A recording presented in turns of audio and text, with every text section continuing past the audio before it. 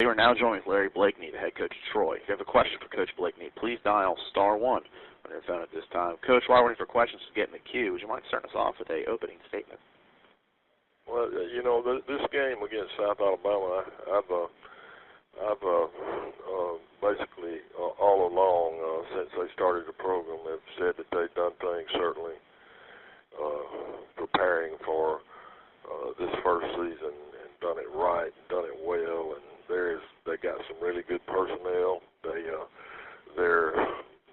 can really strike on offense. They're good on defense, especially up front in the front seven. And you know they're a good football team, can beat anybody in our league, and certainly they had us, and we were able to eke out with the last second. I think we had 7 seconds on the clock when we scored the last time to go ahead and kick the PAT to win by 1 point. So a reminder to members of the media to *1 to ask questions. Coach, that was certainly a wild finish to that game. Yeah. Could you really kind of, walk us through maybe that last drive and what was kind of the game plan going out there with that? Well, you hear coaches talk about working on 2-minute drill and all that kind of stuff, but normally on our Sunday and Thursday workout, we have at least 1, maybe 2 2-minute drills where we go through all of our stuff that we have in the arsenal, maybe to with the last second throws, the Hail Marys, the things that you can do maybe to get some big yards right before the last play. But this one we had enough time and we had some timeouts and we were able to work it down the field and get in position, and we had a chance to throw it up. Really, I thought South had a great call. They brought a free safety blitz and almost got us. Our back picked up the blitz, and we had instructed Corey, that Eric is the guy we need to throw this to, and if it's anything, and he wound up with one-on-one coverage in the edge of the end zone there, and he threw it right on top of him, and he was able to bring the ball down.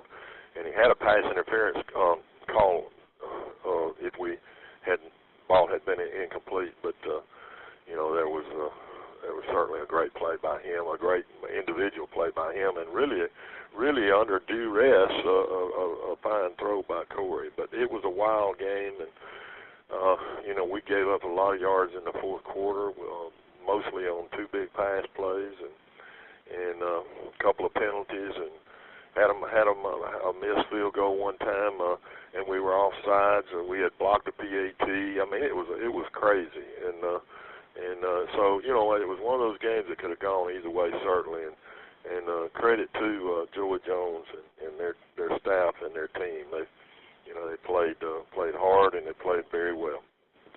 Thank you, Coach. Our first questions come from Tom Dorr with the Sunbelt Network. Please go ahead, Tom. Hey, thank you. Larry, first of all, heck of a game. That was a fun one to call. Tell me a little bit about this week, and when you look at Georgia State, what do you see with them? What do obviously they come off quite a big ball game. What sticks out with them? Well, they're a lot better than their record, certainly. I mean, they got some personnel. They got some guys that can play. They got some big guys. They got some receivers. They got guys that can run on defense, and they tackle pretty well on defense. As far as my first initial look at them, and play Alabama, as a game, you try to, most of us, and I'm sure that you try to survive against them, and right. And I thought they played hard against those guys, and I've seen them in other games on tape, and they hadn't won a game, but they've been close to winning some games, and I know who Trent Miles is, and I know that he's been in some great places, and he understands how to coach this game, and they'll be as well prepared as anybody we've played, and we play them at their place and in the dome, and I just hope we prepare well and understand that the energy that they will have playing against us and at home and looking for a win. And any injury news? Anybody back or look like they're going to be back, or did you get banged up at all? we're still a little banged up. Probably pretty lucky as far as a game we just finished in the season, the time in the season we are. You know, it looks like we may be without Chandler Worthy again. We're trying to get him well, but he's not quite there. Number 16 for us, and we've got some bruises, and you know, our running back took a shot there when he made the play right before the score. I mean, he took a shot, and we were concerned about broke rib, but he's fine. And so you know, there's a bumps and bruises, and we probably won't have Worthy, who's a speed guy for us that can really make some things happen, but. You know, and he may improve enough to play, but I think he played 2 snaps Saturday, and yeah, there are a few other guys that are dinged up and you know carrying those kind of injuries that you expect to have to deal with this time of year. And last thing, what's it like to go into the Dome and play? Any guesses? Anything that concerns you or that you're anxious to see? Anything like that?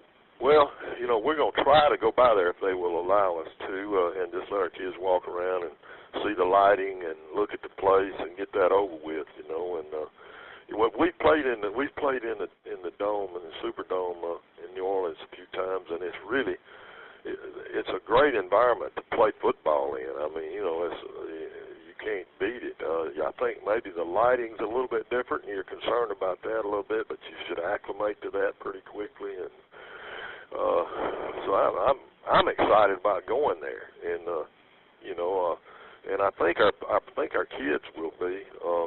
Certainly, you can't get caught up in the aura of the Georgia Dome and not pay enough attention to who you're going to be competing with. Good, Larry. Thank you. Yes, sir. Thank you.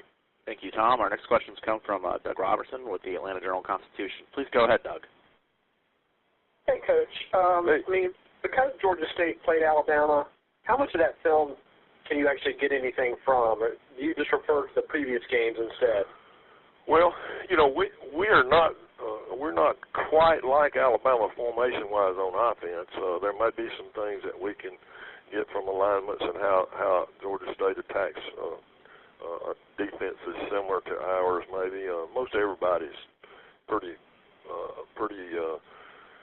much, you know, 4-man, 5-man front, you know, and everybody can stem into the other front, you know, from 4 to 5-man front or 4 to 3-man front, and vice versa. So, you know, there's plenty of things you can get from Alabama as far as those things go, but Alabama's a little more run-oriented, certainly tight end-oriented, H-back oriented, you know, and they're gonna pound you, and you know, that's not necessarily we're not capable of doing that.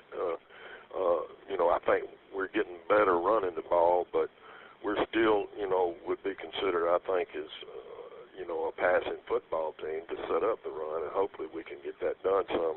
I really think you know, you can see whatever you want to see, but what I see is people who are playing hard and can run at Georgia State. Thank you, sir. Yes, sir. Thank you, Doug, and thank you, Coach. That's all the time we have for you today. We do appreciate it. Thank you. Yes, sir. Everyone stand by. Brian Harson of Arkansas State on shortly. Please stand by.